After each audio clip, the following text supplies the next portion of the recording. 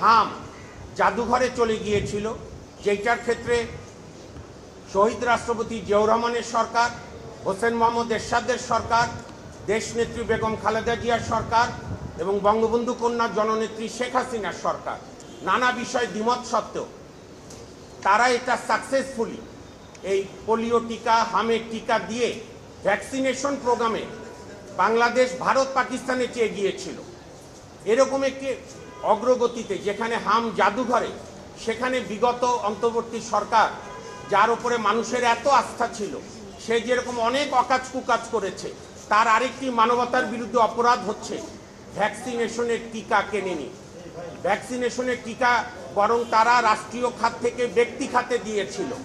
আপনি দেখবেন আমেরিকা, যেটা ইউনুস সাহেবের প্রিয় দেশ, সে আমেরিকার বিখ্যাত হেলথ পত্রিকা সায়েন্স, সেখানে আছে ইউনিসেফের কান্ট্রি ডিরেক্টর বলেছিল, for God sake don't do it. কাজে আজকে যে হামের ট্র্যাজেডি, সেইটা হচ্ছে ডক্টর ইউনুস, ডক্টর আসিফ নজরুল, রিজওয়ানা, আদিলুর রহমান শুভ্র, ওই কিচেন ক্যাবিনেটের নূরজাহান, অনেক পাপের একটা পাপ, যেরকম পাপ 32 নম্বর ভেঙেছিল বঙ্গবন্ধুর জাদুঘর। আমরা আমাদের ব্যারিস্টার এম আশরাফ, আপনারা সবাই চেনেন, সংগ্রামী বিদ্রোহী। আমি প্রায় বলি আমি ক্ষুদিরামকে দেখিনি, আমি আশরাফকে দেখেছি। তো আশরাফ পিটিশনার হয়ে মামলা করেছে হাইকোর্ট ডিভিশনের মাননীয় বিচারপতি রাজিকাল জলিল মহোদয় এবং মাননীয় বিচারপতি দেবাশিস রয় চৌধুরীর বেঞ্চে। এইমাত্র হিয়ারিং হলো। রাষ্ট্রের সর্বোচ্চ কর্মকর্তা অ্যাটর্নি জেনারেল জনাব রুহুল কুদ্দুস কাজল সাহেবও ছিল। আমাদের সেই প্রেয়ারে ওনারা অ্যালাউ করেছেন যে কেন একটি ইনকোয়ারি কমিশন গঠন হবে না।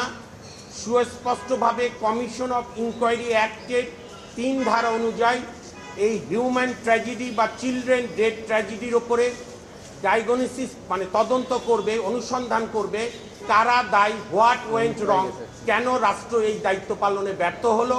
এবং আমরা আশা করি আগামী কোরবানিদের পরে কোর্ট খুললে আমরা এই রুলটা চূড়ান্ত শুনানি নেব। আর আমি শেষ করি, বর্তমান মাননীয় প্রধানমন্ত্রী জাতির উদ্দেশ্যে তার প্রথম ভাষণে বলেছিলেন যে দিনের শেষে আমার সরকারের কথা হবে, শেষ কথা হবে আইনের শাসন। আমরা বিশ্বাস করি বর্তমান সরকার তদন্ত কমিশন গঠন করে এই হিউম্যান ট্র্যাজেডি তদন্ত করে, অনুসন্ধান করে স্বাধীনভাবে বের করবে কারা দায়ী, কেন দায়ী, কিভাবে এটা ঘটলো। শত 500 রিপোর্টেড, আনরিপোর্টেড হাজার ছাড়িয়ে গেছে। আপনাদের সবাইকে ধন্যবাদ।